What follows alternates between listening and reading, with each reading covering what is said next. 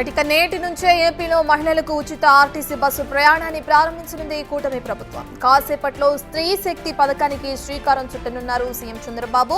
Vijayawada city bus stand నుంచి మహిళలకు ఉచిత బస్సు ప్రయాణం పథకాన్ని ప్రారంభిస్తారు. నేటి నుంచి 8,456 బస్సుల్లో స్త్రీ శక్తి పథకం అమల్లోకి వస్తుంది. విజయవాడ నుంచి ఆర్టీసీ బస్సులో మహిళలతో కలిసి సీఎం చంద్రబాబు కొంత దూరం ప్రయాణించనున్నారు.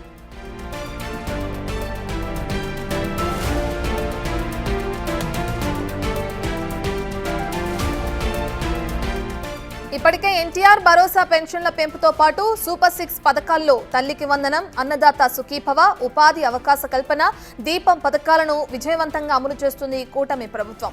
ఇప్పుడు స్త్రీ శక్తి పేరుతో మహిళలకు ఉచిత బస్సు ప్రయాణాన్ని అమలు చేయనుంది.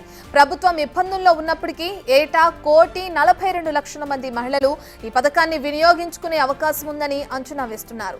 ఏపీ ఆర్టీసీలో ఉన్న 11,449 బస్సుల్లో 8,456 బస్సుల్లో స్త్రీ శక్తి పథకం కింద ప్రయాణించే వెసులుబాటు కల్పిస్తుంది ప్రభుత్వం.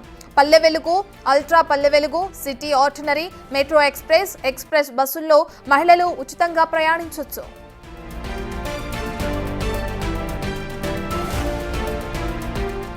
ఇక స్త్రీ శక్తి పథకాన్ని సమర్థవంతంగా అమలు చేసేందుకు ఇప్పటికే ఆర్టీసీ అధికారులు బస్సులను అప్గ్రేడ్ చేశారు. పాతబడిన హైటెక్ బస్సుల్ని 5 లక్షల కిలోమీటర్లకు పైగా తిరిగిన హైటెక్ సర్వీసులను పల్లె వెలుగు బస్సులుగా మారుస్తున్నారు. ఇప్పటికే రీజియన్ల వారీగా ఆర్టీసీ ఈ ప్రక్రియను ప్రారంభించింది.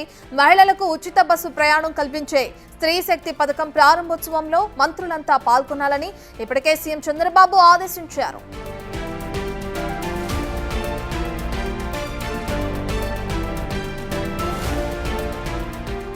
ఇక మొత్తంగా స్త్రీ శక్తి పథకం ద్వారా ఒక్కో కుటుంబానికి నెలకు సగటున 4,000 వరకు ఆర్థికంగా మేలు కలుగుతుంది.